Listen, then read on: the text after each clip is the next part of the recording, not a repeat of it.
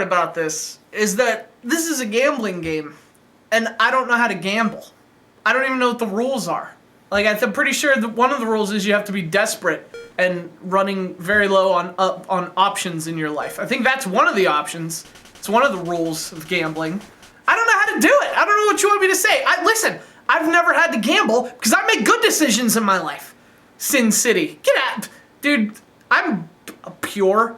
I don't have to gamble. I make very good decisions in my life, especially with money. Just bought this Emma Watson action figure.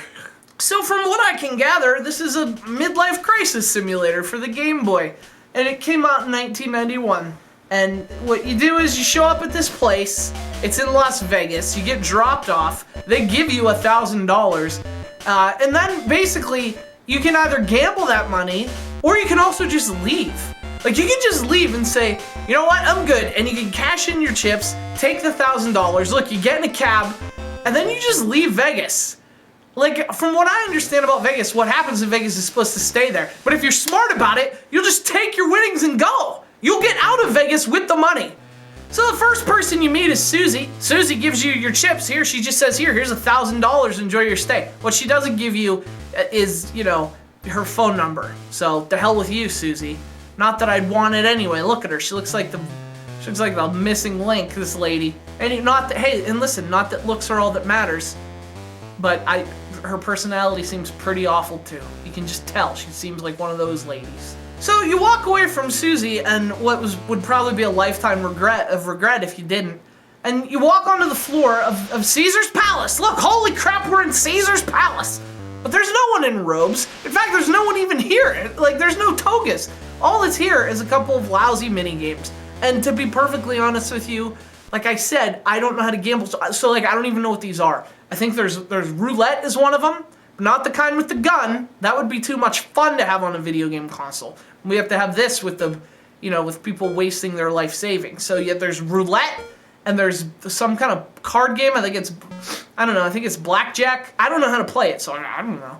And then there's also, there's slot machines, like in Mario Brothers 2.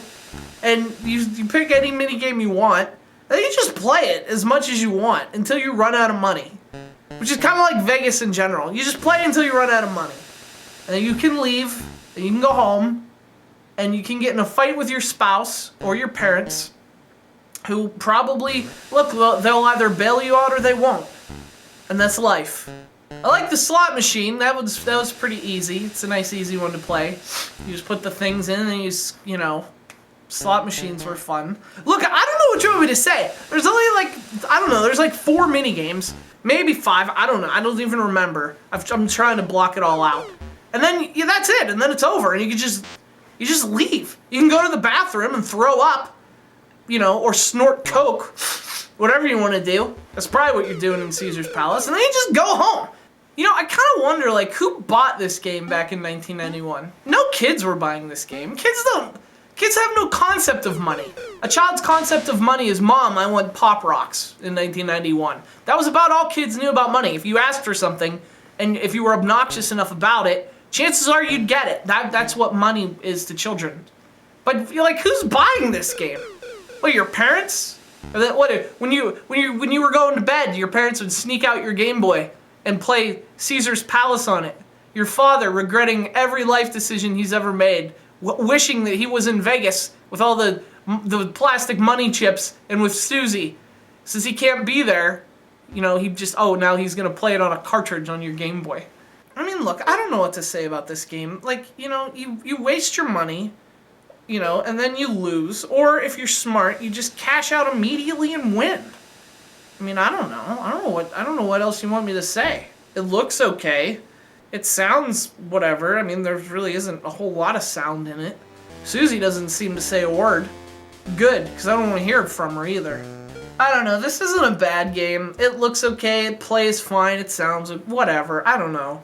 I mean, it's weird to play a Game Boy game where you're controlling a cursor with a D-pad. That's kind of weird. It almost feels like this was like an old DOS game or something that they converted to the, you know, like an old shareware PC game that they put on the, you know, on the Game Boy.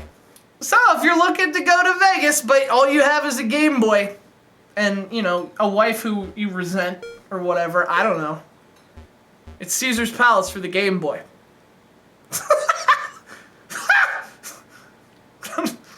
You can play some blackjack, baby. Throw down some blackjack. I'll stay with you forever.